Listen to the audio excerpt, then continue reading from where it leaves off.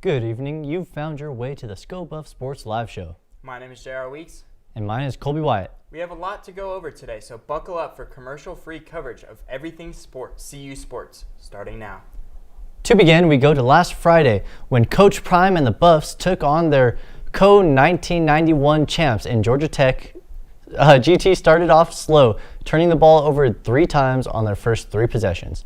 But the new-look Buffalo's offense only capitalized on the first.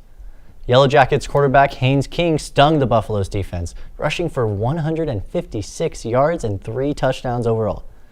The Georgia Tech offense was unstoppable on the ground with 320 rushing yards.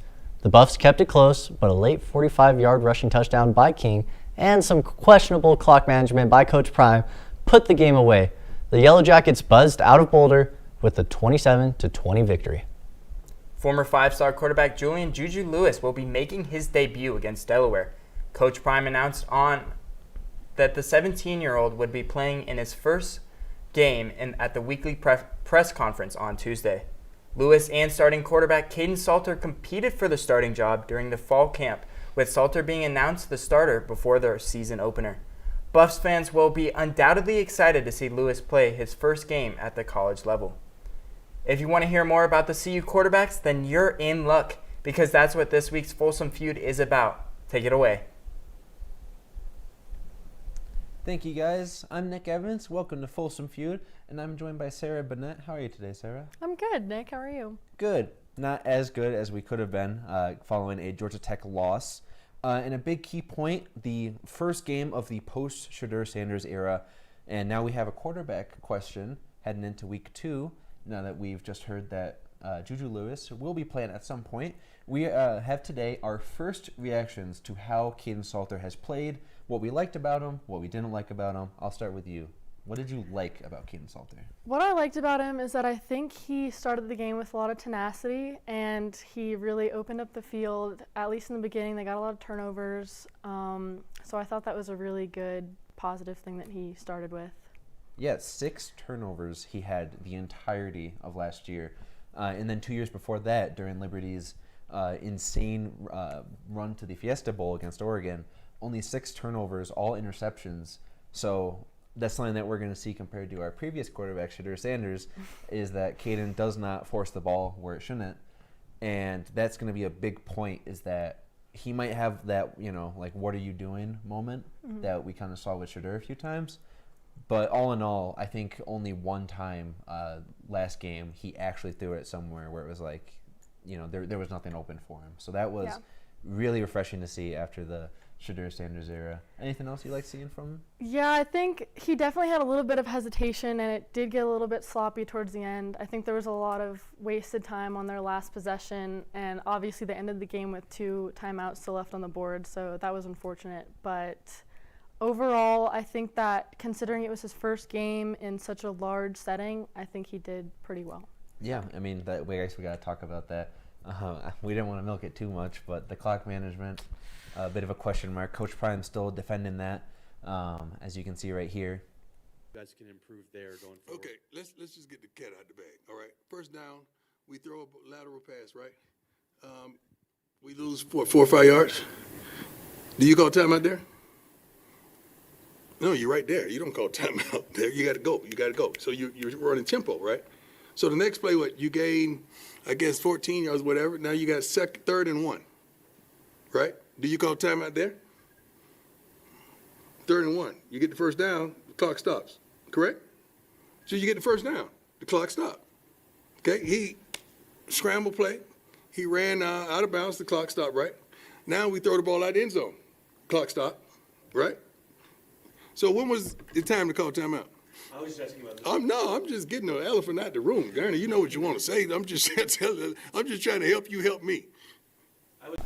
So he's still defending it, and that's the big point. All the coaching staff is defending that decision. This isn't the first time where we've seen a couple frustrating moments from the Buffs in terms of clock management, but that's just beating the dead horse. I mean, it's been a few days. Going back to Caden Salter, though, he had 159 yards. He had over 60% passing completion, but he doesn't really throw over the middle, and that's something that we only saw with Shadur Sanders where he kind of had that pro style. He only threw over the middle. Do you think that's kind of like him being a little bit, is he being a little too cautious by not throwing the ball maybe in a risky spot? Possibly, but it also just might have to do with his playing style and what he's used to right now. Again, it was like only his first game with the Buffaloes, so maybe there's a bit of team chemistry that still needs to be built there as well. So that's something to take into consideration for sure. Yeah, and speaking of the comparison that we have to Shedeur Sanders, that's something that every Buffs fan needs to remember is that we don't have Shedeur Sanders anymore, and that's all you kind of heard in the conversations around the two, comparing each other.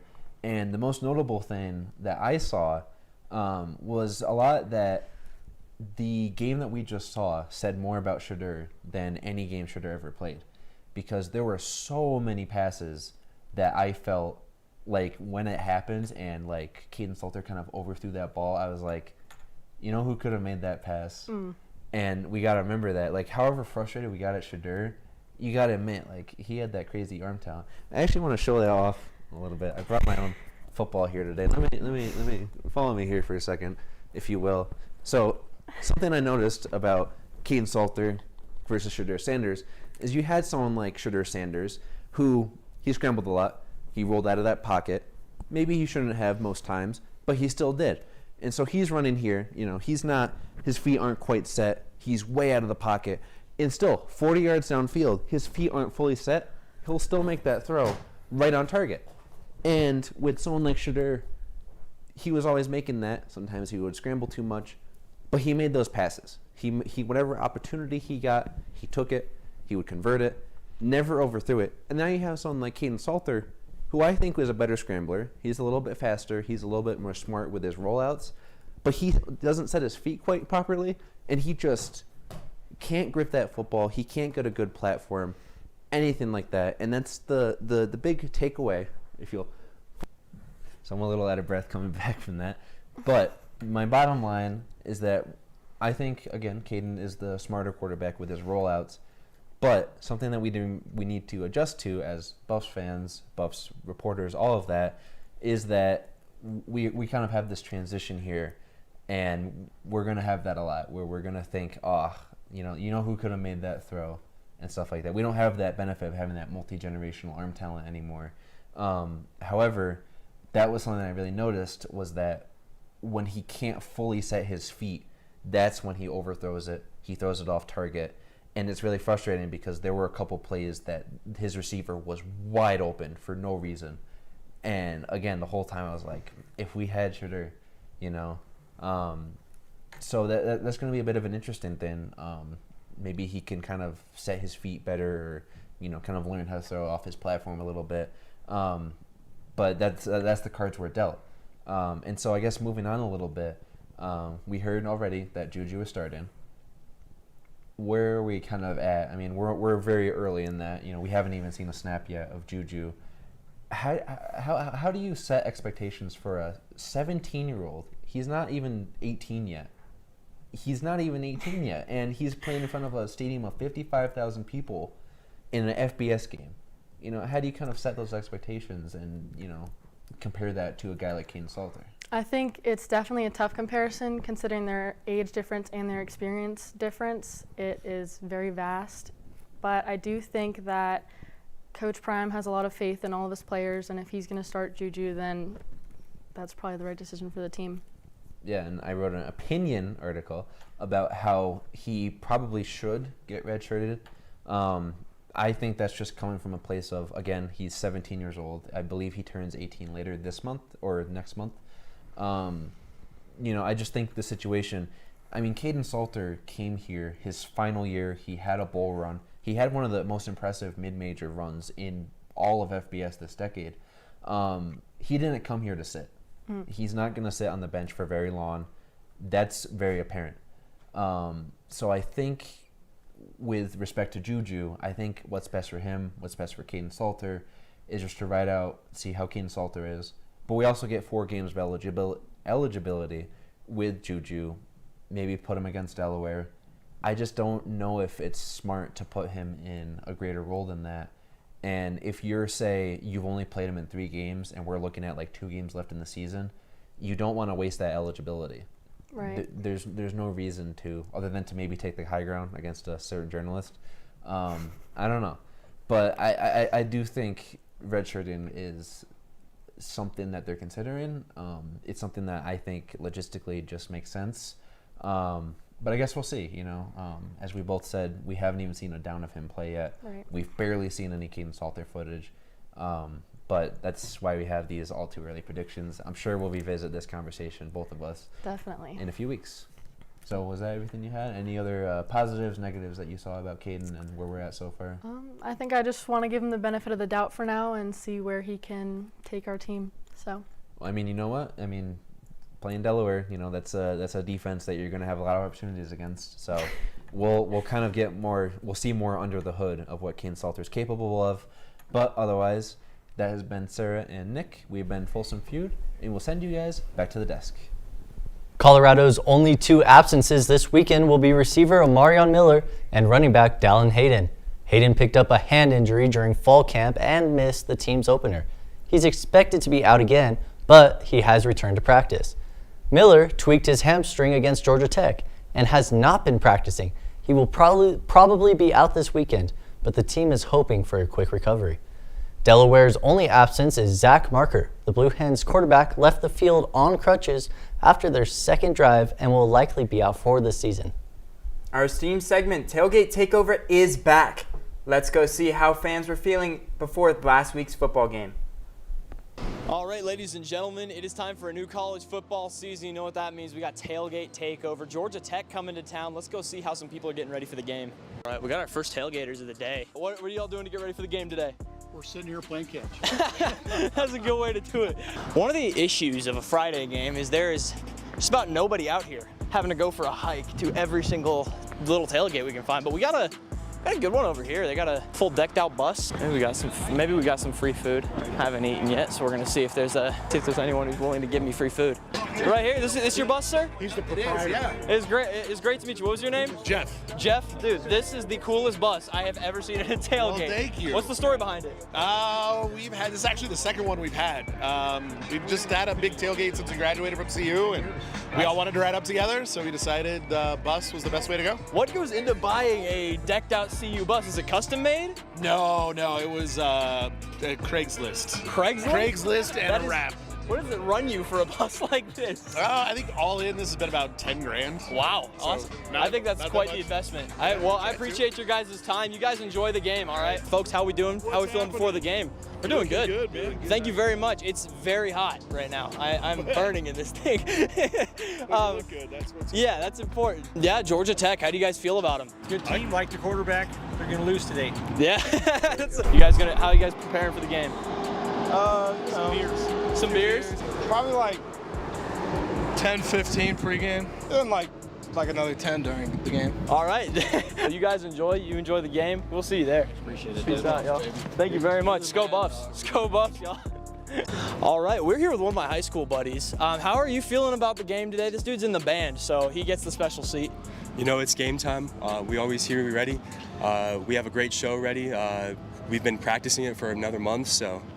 Yeah, dude. How is it like playing in front of these huge crowds now that we got Prime here? I mean, I guess you haven't really known anything different since you've been here, but is the pressure on there? The pressure's on. You know, I've only been here for the last 2 years, which Prime is here, and you know, the horror stories I've heard before is it's a completely different game now. The atmosphere is way better. Fans are more alive, and it's just a better time. It's sick. We will hopefully see you out there. Thank you for stopping by. Appreciate it, man. Good to see you. We're rolling up on probably the coolest CU vehicle in existence. This is the Buffulence. We need to go find out a little bit more about this. Are you the proud owner of the Buffulence here? I have to ask, how does something like the Buffulence come to be? Just a bright idea of a couple people. That is amazing. And a lot of support from a lot of friends. I've never seen anything like it. This is awesome. You guys do your tailgate out of the back of this, I'm assuming? We do. We usually park right here in this row with these other guys and just waiting for a spot to open up. Do you guys draw a pretty big crowd for your tailgate? We should have close to 90 today, I think. Close to 90. Do you guys like get some good food going for the people? Sometimes it all depends on the situation, but Friday night game, it's hard to say. I've never seen a Buffulence before. Oh, we got some more people coming out. We got some more people coming out today. We're starting to get to that time of day. It's getting hotter, but people are getting out here. How are we feeling about the game today? It's going to be 46-32 Buffs. 46-32 Buffs? Yeah, Salter 4 touchdowns, 2 pass, 2 rush. All right. 248 through the air. 248 through the air. How many rushing yards? 97. 97 rushing yards? All right, you got these down. What's that? Yeah? All right. Let's see a trick. Let's see a trick. Pressure's on. Oh, okay. Oh, you want to give yourself a shout out? You just had a trick. Shout out my friggin' boy Matt and Carson. Known them since 03. Known him since 03, dude. 03. 03. That's as OG as it The gets, 3 peas in a pod. Like, the 3 bears that stole the porridge from Goldie Line. Yeah, Goldilocks. Goldie Line? Goldie Line. You're losing your skateboard, by the way. No! So good. It's electric out here. It's electric. Right. We're looking super dapper, and dude, enjoy thank the you rest very of your day much. in your interview. You guys as well. Thank you guys for participating. Well, we're gonna see how far we can make it. Now we're not even able to get through a monologue. Doing good. You guys ready for the game? Oh yeah. Hold up. Get this. Look at this. What do we got here? Oh, the Heisman. That's amazing. That's a sick shirt, dude. You gonna wear that in, or is it a little too hot today? It's a little too hot. Yeah, I was wondering. I'm feeling about the same way in my suit right now. We're cooking up sliders. We got a hot dog grill. And we might have to circle back because no one's fed me yet. So, thank you very much. Good. You guys ready for the game? Skull Buffs. Skull Buffs. For the most part, too hot for tailgating. Flying a bunch of CU flags. Got a Cubs flag up there as well. I'm a Cubs fan, so I think I'm gonna like these people. Can I ask y'all, how are we getting ready for the game today? Drinking, family, steak. Steak? Beer pong. Oh, yeah. How we feeling about the season? Not sure? What's got you not sure? The unknowns. The unknowns. Transfer portal. You guys feel pretty faithful in Coach Prime, though? Yeah. Oh, yeah. We'd be 1-11. Yeah, that's a good. We were 1-11. All right. Well, unfortunately, I think we might have been a little too early. It is a Friday. We don't have a whole ton of people out tailgating yet, but we still got to see some very unique individuals. We're gonna have quite the crowd here tonight. But next week we got Delaware Saturday morning. That's gonna be quite the tailgate takeover. We will see you back for next week's game. Thanks, guys. Welcome back to week 2 of Buff Banter. Shane Holcomb alongside Nick Rauscher. Nick, Stephen A. Smith went on First Take national television this past weekend and said that Shedeur Sanders would have won Colorado the football game against Georgia Tech. What do you say on that? I don't necessarily agree with it, but I think it's an interesting take because we're talking about the 2024 Johnny Unitas Golden Arm Award winner, a senior quarterback last year who was awarded for his efforts and what he did on the field. He's, in my opinion, after watching the game with Salter last week, Salter has inaccuracy issues, and I think that's the problem that Shedeur would alleviate. We know Shedeur can scramble. We know he has issues in the pocket that Salter seemed to not possess as much. He got out of the pocket a lot better than Shedeur would do. He drops back for 20 yards, and he gets sacked. We saw that a lot last year. We're seeing that with the Cleveland Browns right now. But when I think about the game and how it went, especially in that first quarter, we had 3 turnovers and we scored 1 touchdown off of it. I think with Shedeur in the first quarter, we score 10, 14 points. It's a higher scoring first quarter, a higher scoring first half. But Salter was not the main issue of that game, in my opinion. I think our rush defense, giving up a lot of yards to their quarterback off of like 3 plays that Georgia Tech was running, was the bigger issue. So I don't know if we win that game necessarily, but offensively, I think Shedeur puts together a better performance. Well, you think it's a fair point that Stephen A. Smith brought up that. I think it's just a really lazy take. Listen, this is a team that literally gave up over 300 rushing yards on the day, and also a defense that looked very exhausted in the second half. They looked like they weren't the more prepared team. Georgia Tech looked like they were more conditioned. And I'll kind of pinpoint back to a game last season, actually, where Shedeur had a pretty decent game against Kansas, but the Buffs defense gave up, again, over 300 yards on the rushing attack, and they gave up like 7 yards to carry to Kansas, and they got blown out. So it's like Shedeur had great games last season, but CU didn't always win. And getting back to this season, though, in 2025, Nick, is like, for me, I think for the CU rushing attack and the defense, right, it's like they just lost the line of scrimmage battle, right? And that's just not something you can be doing against a Power 4 opponent. No, you really can't, Shane. And that Kansas game is a great example of your point. And that's what I keep coming back to when I'm like, oh, maybe Stephen A. Smith is right about this. Maybe Shedeur wins that game. Shedeur could have 400 yards and 3 touchdowns in that game, and our defense was just so abysmal.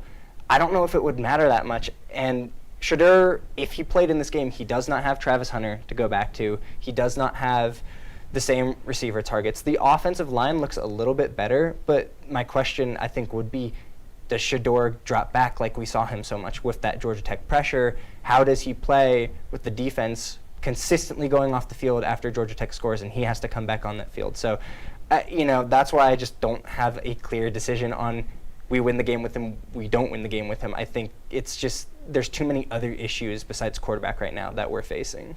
Well, Nick, the CU defense once again, over 300 rushing yards given up against Georgia Tech. It was a battle in the trenches that they just did not win. Yeah. They'll have a little bit of an easier time, I think, this Saturday against Delaware. But again, Shedeur Sanders, he was Houdini sometimes last season for the Buffs, but I don't think he could have pulled that rabbit out of the hat against Georgia Tech. But again, I think that Georgia Tech just won the physical battle. And for Stephen A. Smith to be like, this one thing would have changed the game and the outcome, CU had plenty of chances in the first half, like you said, to capitalize, and they just didn't. So for Nick Rocher, I'm Shane Holcomb, sending you guys back to the show. The Fighting Blue Hens are facing a new foe this week. This Saturday, Colorado faces Delaware in their first FBS versus FBS matchup. The Blue Hens made the jump from FCS to FBS this season, but took on Delaware State of the FCS in Week 1. Led by quarterback Nick Minincucci, with nearly 300 total yards and 4 touchdowns, Delaware handed Delaware State a 35-17 loss. Colorado opens as 23.5-point favorites, but according to Coach Prime, it is not guaranteed to be easy. For Colorado, the defense needs to step up if the Buffs want to claim their first win of the season. Here's a look at the weather for Saturday's game. How about a history lesson? Weather for CU versus Delaware. At 1:30 kickoff, temperatures will start at 74 degrees with sunny, clear skies. A perfect day for football and a perfect day for your Blender sunglasses.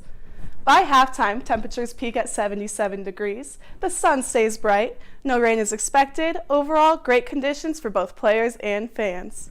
Moving into the fourth quarter, temperatures will remain at 77 degrees. And the only storm rolling through Boulder today? A hail of touchdowns from your Buffs. I'm Sophia Scaturo with your game day weather. Enjoy the game and Sco Buffs. How about a history lesson? Before tomorrow's game, CU will honor Bill Collins, a football legend who stood up to racial intimidation. It took place in the Buffs' only ever win over the Alabama Crimson Tide.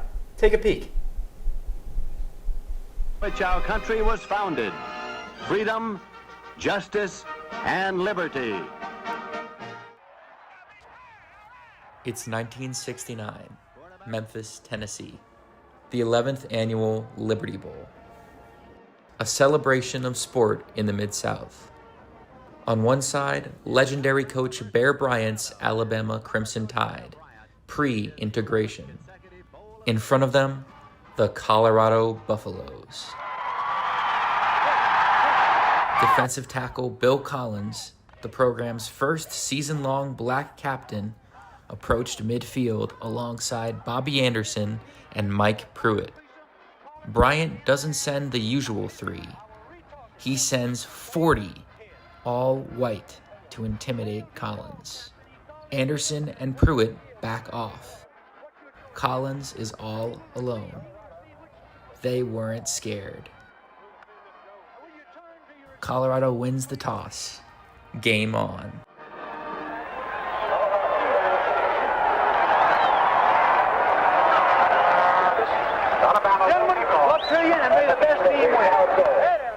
The first meeting ever between Alabama and Colorado. In a back-and-forth battle, Colorado bests the Tide with its potent running game.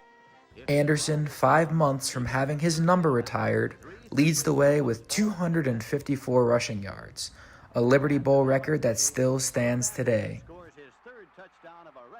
With Bama down 5 late, quarterback Neb Hayden drops back. Here comes Collins. On Saturday, Colorado will honor Collins, who passed away in July. So we want to do something during the season. I don't know how we could get his former teammates here or something just to honor him during the timeout, during the quarter end, at the end of during the season at some point. So let's try our best to work on that. As on that day, Collins represented the qualities of which his country was founded: freedom, justice, and liberty for all.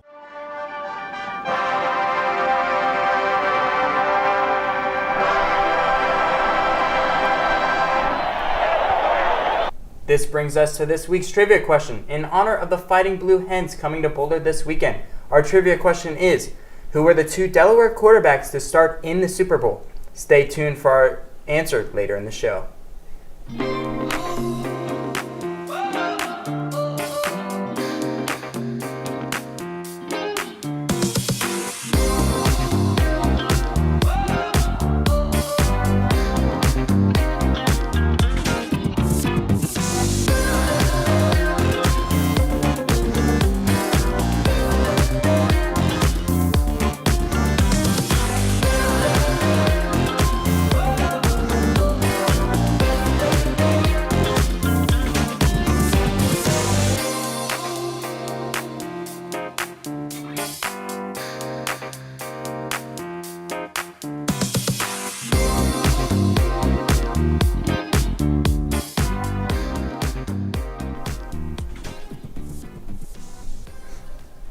The soccer team won their 4th game in a row this season against the New Mexico State Aggies. Last Thursday, a goal from Jace Hawley in just the 3rd minute of play put the Buffs ahead early. They carried this momentum through the first half, scoring 2 more in less than 30 minutes. Both scores came from junior forward Hope Leba, increasing her season total to 9 goals in 5 games. The Buffs' 3-0 lead held until the Aggies scored their first and only goal in the 89th minute. Junior Ava Priest sealed the win with an 89th minute penalty kick for a final score of 4-1. Head coach Danny Sanchez captured his 150th win with the Buffs in an impressive comeback against Wyoming. A Wyoming goal in the first 2 minutes set the tempo, but the Buffs were never out of it. Colorado outshot the Cowgirls 10-3 in the first half, while down 1-0. In the 60th minute, Jace Hawley found the back of the net to even things at 1 apiece. The comeback was completed as Reagan Kotschow put the Buffs up in the 82nd minute. The score stood and the Buffs improved to 5-0-1 on the season. With the win over Wyoming, the Buffs also captured win number 300 as a program. The footballers are searching for their 10th straight winning season under Coach Sanchez. Colorado is also looking for its 3rd NCAA tournament appearance, after first and second round exits over the past 2 campaigns. This Sunday, the Buffs head to Madison, Wisconsin to play the Badgers. Wisconsin comes from the Big Ten and currently sits at 4-1 on the season. The last match between the Badgers and the Buffs was in 2001, where the Buffs lost 4-2. This year, the Buffs will look to star striker Hope Leba, who leads the team with 9 goals. Jace Hawley, who contributed in the Buffs' comeback win against Wyoming last weekend, has been stellar as well. Colorado will lean on her 7 goals and 4 assists in the upcoming matchup. Then on Thursday, Colorado heads nearby to Denver to face the Pioneers. Denver's facing an array of Big 12 opponents this non-conference play, with losses to Texas Tech and Arizona, but a scoreless draw with Baylor. The Pioneers sit with 2 wins, 1 official loss, and 3 ties. Colorado won its matchup with DU last season 1-0 at Printup. Have you ever wondered where our Buffs football players like to eat in their downtime? Well, here's our weekly segment where we tackle this very question. Let's take you now to Leo Rivera with his latest stop on Leo's Restaurant. Quincy Wiggins bursted onto the scene this past weekend, recording a sack and a pressure, so we had to come out and check out the pressure on these wings. If you have a favorite food spot in Boulder, and if so, what do you order from that place? I can't really say I have a favorite food spot here in Boulder yet. You know, I haven't really tested everything out yet, but there's this place called CD Wings that, you know, that's where we go or whatever, but they have pretty decent wings, and I get barbecue pretty much everywhere I go. You know, I'm a barbecue type of guy. So am I. Yes, don't blame sir. you there. So. Thank you for the recommendation, Quincy, on that. I'm a barbecue guy myself. Oliver, what flavor did you get? I got the lemon pepper. Like, I don't know why I'm a lemon pepper guy, but it's always stood out to me. It's tasted the best, but after that, I'm going to have to dive into that barbecue.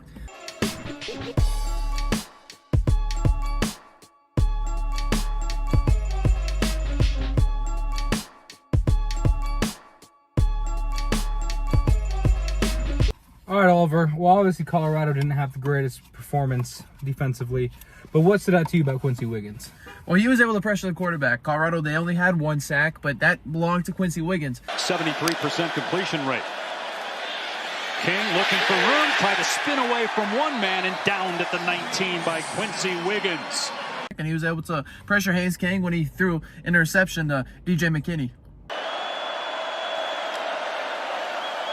King throwing for just the second time, got a defender at his feet, he throws a pick right to DJ McKinney, the 3rd turnover.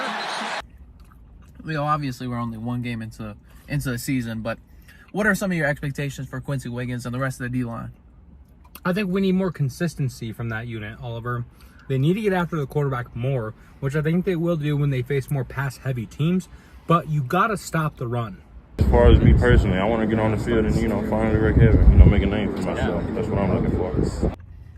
On my second bite of a flat here at CD's Wings, pretty good crunch, Oliver. Good flavor. Tender. Yeah, you highlighted the crunch. That's what's really standing out to me in this point. Only my first one, but of these 10, I'm finishing all of them. Oliver, you're a ranch guy, and no Colorado team's complete without the sauce. What kind of sauce are you expecting from the defensive line this weekend against Delaware? Well, Delaware, they honestly didn't impress me too much in their rivalry game against Delaware State. We watched that together last Thursday. So I think that this could be maybe more of a tune-up game for them, a way to enforce their physicality, especially wanting to bounce back from this week 1 loss where they had many chances to win the game, especially with those 2 turnovers that Georgia Tech gave to them and the one that they forced with the DJ McKinney interception. Well, one thing to expect is plenty of opportunities to rush the passer as Delaware runs a spread offense and really relies on the arm and legs of Nick Minicucci. Sorry, that's Christian Grant, the safety.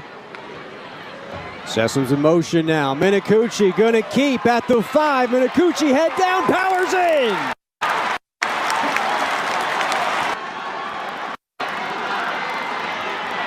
Minicucci slings it. Kelly catches it and scores!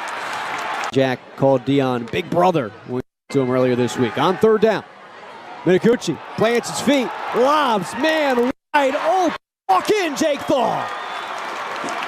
I mean, I think we can look for Delaware to try and pass the ball. They're going to look for the guys over the middle. The last few years, tight end crossers have been a big point of emphasis for offenses going against the Buffs. But I think being a college-age quarterback and seeing what he did against Delaware State, Minicucci is not afraid to scramble and, pick up some yards with his legs if the opportunity presents himself.